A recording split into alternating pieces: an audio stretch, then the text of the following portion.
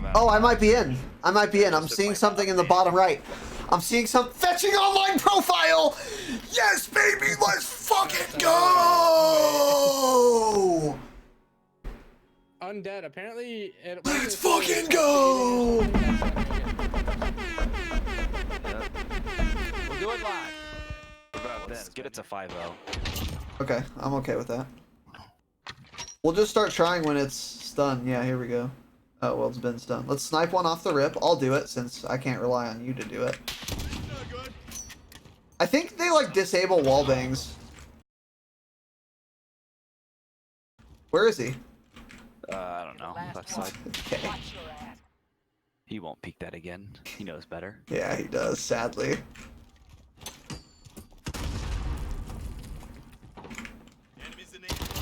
Ooh, a little snappy snap. No. Oh, what a fucking god! No. Holy shit. What an actual god, dude. That snap. Oh, dude, right on him. Holy shit, that was a snap. That was actually pretty lucky, especially the wall bang.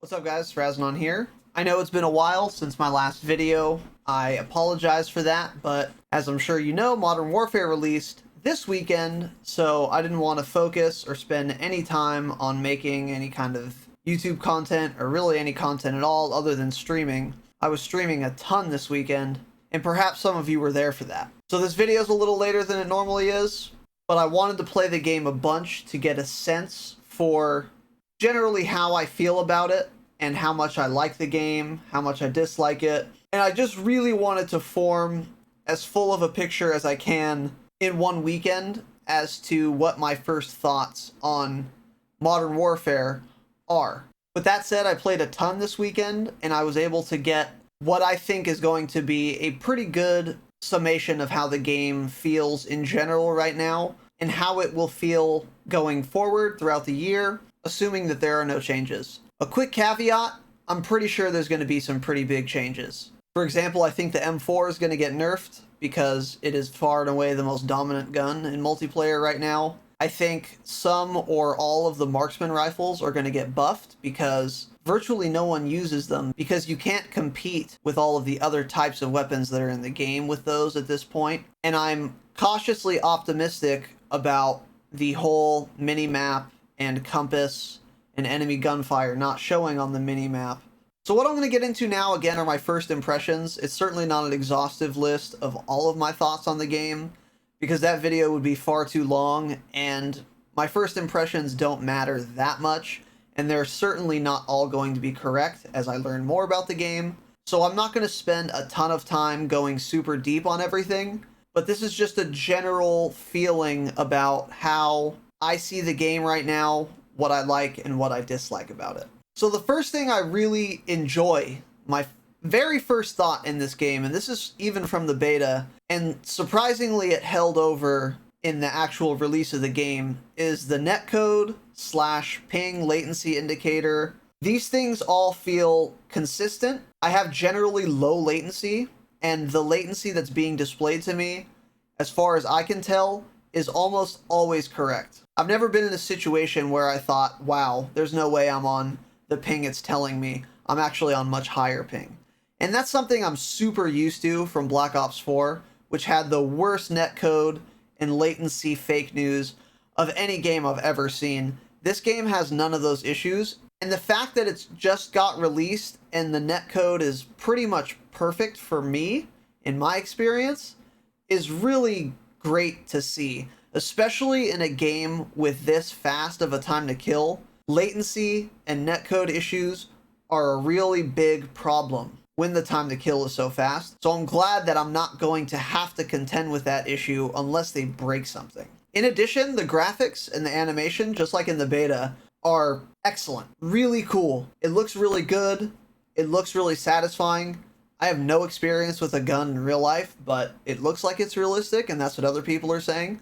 Certainly feels that way to me. And it's incredibly satisfying to fire every single weapon that's in the game.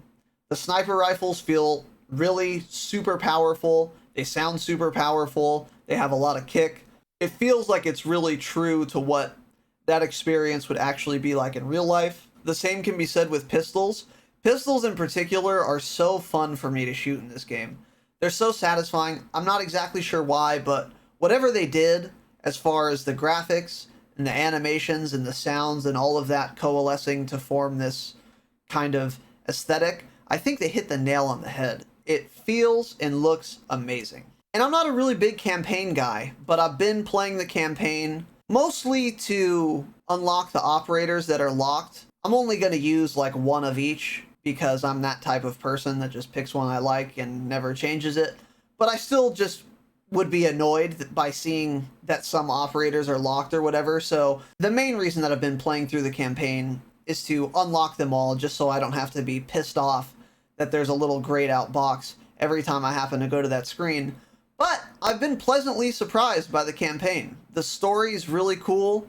It's super fun. A lot of the missions are very different and you do like cool stuff in them, but none of it is like so far removed from playing Call of Duty or a first-person shooter as to be unfun. There are games where in the campaign you do these like mini games. Like this is common in first-person shooters. You'll be driving like a jet ski down a mountain and it's like, listen, I'm not playing Gran Turismo. I don't want to drive a fucking jet ski. All these stupid little mini games are dumb. I don't want to play them. Let me shoot my gun. That's why I bought the fucking game. So they've been able to mix things up and do kind of new stuff, but it's still closely related enough to using your gun and firing at people to where it is both fresh and new and interesting, but not so far of a departure that it becomes unrecognizable to the original intent and genre of the game, which I thought is really cool. And the plot is super fucking dark. Just, war crimes, child death, wanton destruction and murder. I love it. It's fantastic. Also, Gunfight is super fun. It's probably the most fun playlist I have in this game right now. And I think it's probably to do with the fact that I'm not super used to the game. I'm not super used to the maps. I'm not super used to not having the traditional mini-map. So in Gunfight, it feels like a truly balanced and even experience. And it's just super fun. And I play with my friend Tanner, who I'm friends with in real life. So when we're kind of in Discord and he's trying to hype me up for the 1v2 or I'm trying to hype him up for the 1v2 or it comes down to 5-5 match point and everything's on the line, it's really, really exciting and really fun, which I didn't actually expect to be the case when I saw Gunfight originally announced, however long ago it was announced. I thought it would be a nice little break from the action or whatever, but it's turned out to be something I play every time I get on the game. The Gunfight mode is really fun. The Pine map and the other map that's on like the hill and it's outdoors where you can't see fucking anything, those are terrible maps. But besides that, the Gunfight is really fun, and even on those maps, you can work around it, and it's not game-breaking for me as far as that playlist is concerned. The next thing is weapon attachments in this game, I've noticed, make an enormous difference as to how well you can do with the weapon and how well it performs. Every attachment is incredibly impactful. Now, are there too many optics? Yes, absolutely. I don't need fucking 24 optics for a gun. Narrow that selection a lot. But that's not that big of an issue. Besides that, all of the attachments are super impactful and they change how the guns perform drastically. I was using the M4 as my first gun that I wanted to get to a really high level and to unlock most of the attachments on.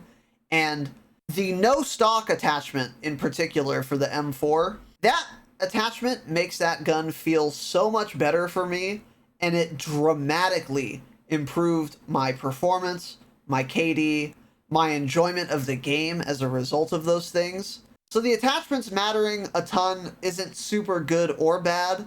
I would say it's kind of cool because depending on your playstyle, you can make an M4, for example, a really excellent gun at really long range engagements, but conversely, it'll be fucking terrible up close. And then you can do the complete inverse, which is to say you can make it really good up close, and it's not going to do that well at long range. But in addition, you can mix and match certain attachments to where you can put on one of those really long barrels that ruins your ADS speed and ruins your strafe speed while ADSing. But then you can couple that with no stock and stippled grip tape, and all of a sudden you've balanced out those positive and negatives to where you have a pretty well performing gun at all of those situations. But at the same time, it's not going to be optimized for using it really up close or super far away. So I think that's really cool. And you can experiment with that, and I'm going to have to experiment with that a lot to find out the perfect setup for me for general use cases, and then also have a variation of that gun for when I'm on a really small map and want to use it really up close, and vice versa. The next thing is the gunplay is really fun and fantastic and cool, but a lot of times it doesn't become a factor. There are a lot of games I'll have where I don't have a single actual gunfight with someone, where we see each other and then whoever has the better aim or the faster twitch wins. The vast majority of the time, whoever sees the other person first is going to win that fight because the time to kill is just so high. If that guy even sees me 20 milliseconds before I see him, I'm probably dead. On the one hand, it's really cool that the gunplay is super fun, but on the other hand, there are so few situations where gunplay is even a factor, because instead, it's most of the time whoever saw the other person first is going to be the determining factor in who wins that fight, which is unfortunate. And on that point too, the headshot multiplier is kind of ridiculous. I think it needs to be higher than Black Ops 4, where a lot of guns headshot multiplier was like 1.1, which meant headshots were basically useless. But as it stands now, the headshot multiplier is way too high, and there are often situations where either the other guy simply whiffs his aim, gets a lucky headshot, and then I'm dead because he got lucky, or even worse, we'll be shooting each other and he'll flinch into my head and then get a headshot, which is again no skill involved. He just luckily flinched into my head and then I'm dead. That is very anti-fun and not rewarding of skill at all, and the headshot multiplier being so high most of the time results in just an RNG element that determines gunfights rather than skill. Additionally, there are a ton of maps in this game, but there are also so many game modes that if you happen to really enjoy one particular game mode, for example, 6v6 versus 10v10 versus 25v25 or whatever the fuck Ground War is, the actual map selection for the playlists you enjoy is actually quite small. And that's particularly frustrating because a lot of the maps in this game are fucking terrible. I happen to enjoy 6v6 way more than I enjoy any other playlist, and because there are so few maps in 6v6, and because half of the maps that are in 6v6 are trash, there's really only like 3 or 4 maps that I actually enjoy that are number 1 in my playlist and number 2 good maps within that playlist. So it's really frustrating that they've added all of this content, but it's so dispersed between all these different game sizes that you don't actually reap the benefits of those if you're the type of player who principally enjoys playing only 10v10 or only 6v6. The 725 shotgun needs its range nerfed. There isn't much to say about this. You can get one tapped from egregious ranges with that gun. It makes the MOG 12 look balanced. And if you played Black Ops 4, that's saying a fucking lot. It has way more range than that gun. An instant one tap, no bullet travel whatsoever, and oftentimes you don't have to ADS to get that shot. You can hip fire from 30 yards away, and boom, someone's dead. That thing's range needs to be tuned down significantly because it's a beast at really long range, and it's just as much of a beast as a shotgun should be at really close range. Also, capping objectives is completely pointless in this game unless you're running Point Man.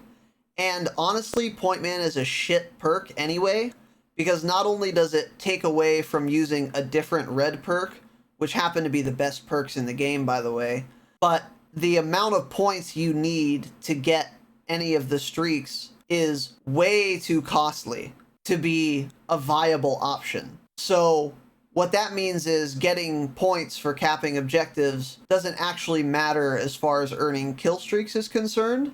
So there are often times where someone like me, who considers himself an objective player, simply won't go for the objective if I'm close to earning a kill streak, because there's literally no incentive. And then I'm in a position where I have to evaluate, okay, what is the likelihood that I'm going to get another 2 kills to get this VTOL?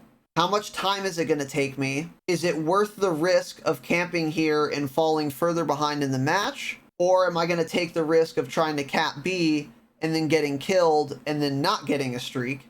And even if I do that, it's possible I won't cap B, so I'll lose my chance at earning a streak and turning the game around, and I won't even cap the point. I'm not entirely sure what should or could be done about this, but I watched Exclusive Ace's video on his kind of first thoughts about this game, and I thought his suggestion was a good one.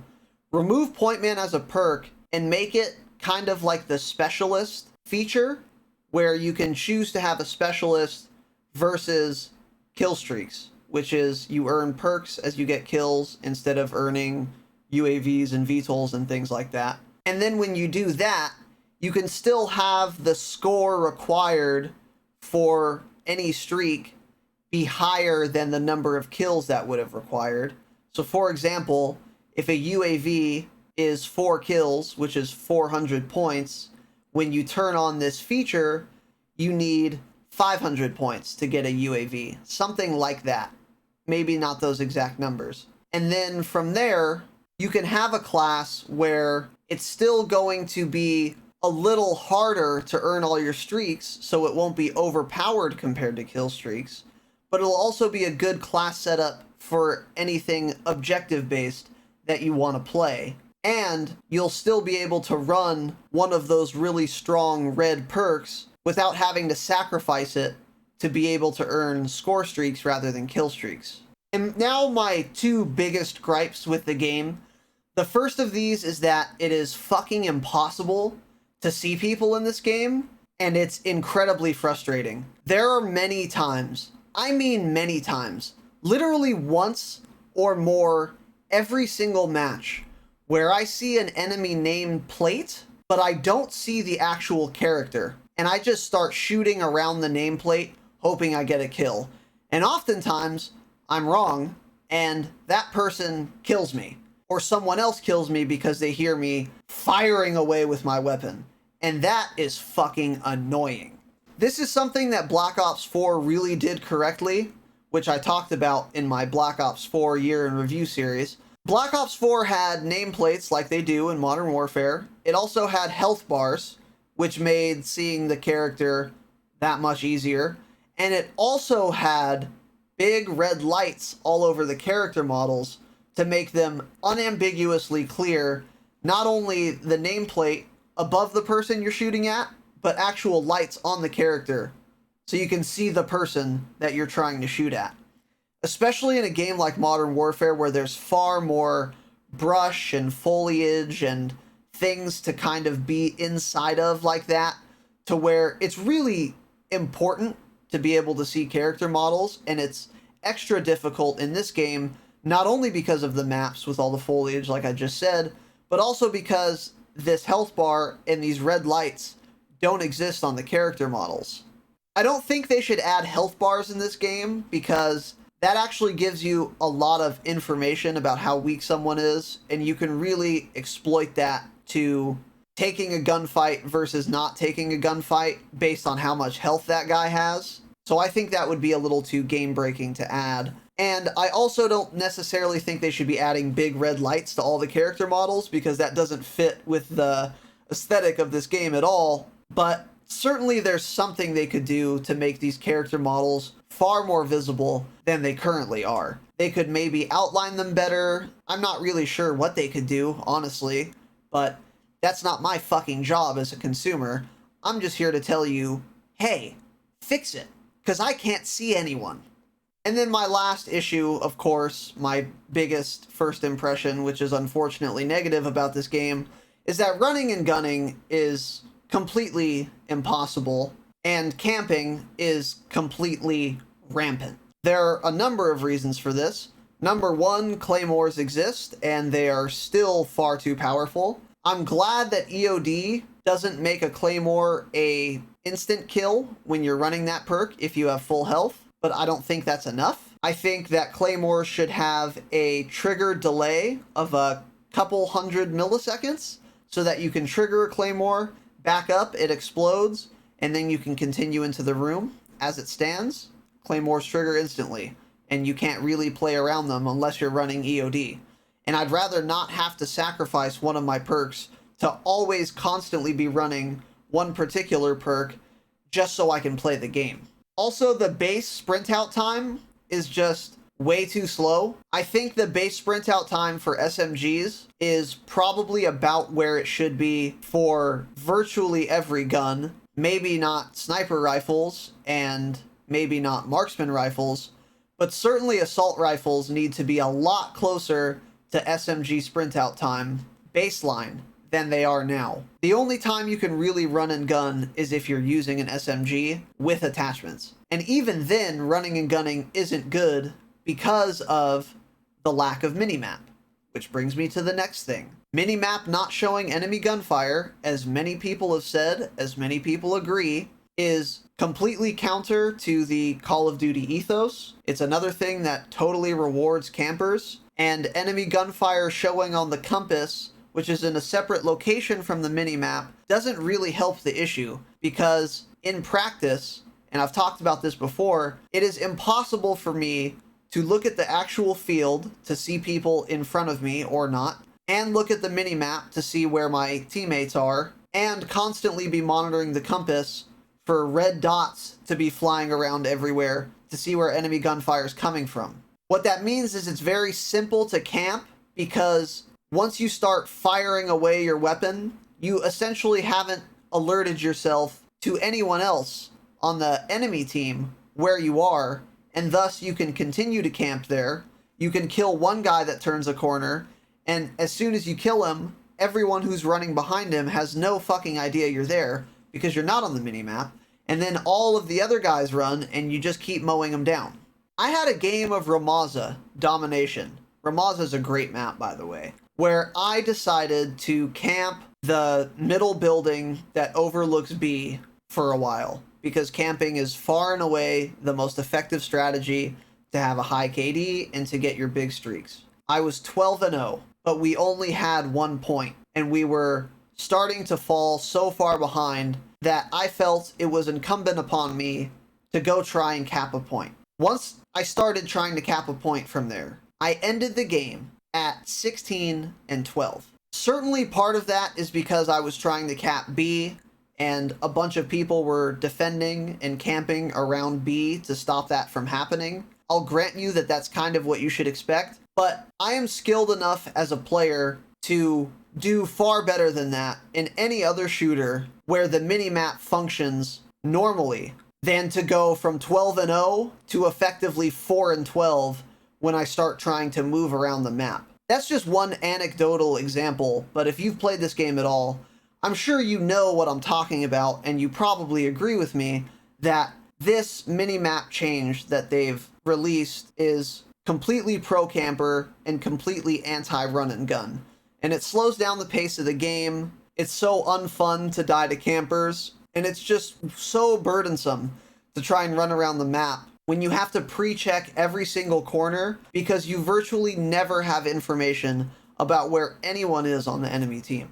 And lastly, it's hard to run and gun because of the map design in general. I mean, all of these mini-map, sprint out time problems that exist would not be quite as bad if the maps were a general 3-lane map design as they have been in most of the other Call of Duties. if we were playing Slums and the mini-map and the compass and all of the sprint out time functioned exactly the same, it would be a lot easier to run and gun because you don't have to check 360 degrees around you every time you move to a different position on the map. But as it stands, a lot of the maps are just incredibly porous and you can be shot from any angle at all times, making it even harder to run and gun and move around the map. And I know this isn't just me because I've been watching really fucking good players really struggling with trying to play a run and gun playstyle, which is the playstyle a lot of players enjoy, and just being unable to do it. I can't remember the last time I saw Syrian or Nate Gibson go fucking negative in Black Ops 4. I don't think I ever did. They're run and gun types of players, but even they, with all of their insane fucking skill, can't do it in this game a lot of times because of the map design and the sprint out time and the mini-map not showing enemy gunfire. So as I said in the beginning of this video, I'm cautiously optimistic that they address mainly the mini-map thing in some way soon. There's a lot of clamoring for that, but it certainly isn't clamoring from every single player in the player base. It may be changed, it may not. I really don't know. The map design is done. I mean, they're not gonna get rid of these porous maps and add new ones, so we're just gonna have to live with that and hope that the new maps they release are more 3-lane and that they re-release a lot of classic Call of Duty maps that are 3-lane that everyone loved. Regardless, I haven't been doing incredibly well in this game. Part of the reason is because I'm trying out a lot of different guns, and I don't want to just have to use an M4 to do well every single game. I want to unlock attachments on other guns. I want to become familiar with other guns so that when the M4 inevitably gets nerfed, which it will, I already have some attachments on other things so I can kind of dive into those and try those out. And I'm still getting used to the maps and everything, so I've definitely been improving, but it certainly hasn't been a steamroll or me doing as well as I did on Black Ops 4. But that's okay, and overall I'm having a lot of fun despite all of the pretty glaring problems I see with this game. I'm optimistic for the future. I'm hoping some things change. I'm hoping I can adapt sooner rather than later to this wildly different playstyle, and I'm getting ready to embrace that kind of grind and learning experience going forward. So I hope you guys enjoyed. If you hated this video, smash the dislike button. If you enjoyed it, a thumbs up would be awesome. Let me know in the comments what you guys think of my first impressions, whether my predictions are going to be right or not, whether you agreed, whether you disagreed. I appreciate all the feedback and I welcome it. I make weekly Call of Duty videos. They're exclusively focused on multiplayer, and I'm a PC player, so it's going to be coming from that perspective. If you're into that kind of thing, consider subscribing to the channel. That's my niche. It's the only thing I focus on, and it's the only thing I cover here. Gun guides, map guides, how to use equipment, general playstyle, tips, tricks. I'm your man, so consider subscribing if you don't want to miss those in the future. Additionally, I stream on Twitch every goddamn day at twitch.tv/Razanon. That's the same name as my YouTube channel name, and I'm stupid interactive with chat. I'm a small, humble fucking streamer. So if you're able to get into the chat and you want to chat with me, talk it out, whatever, I'll for sure be able to reply to you. That's the reason I stream. I love to do it. I hope you enjoyed. I hope to catch you in my next live stream. You can find the link to that below. And as always, have a great day. And remember, stay humble. Oops.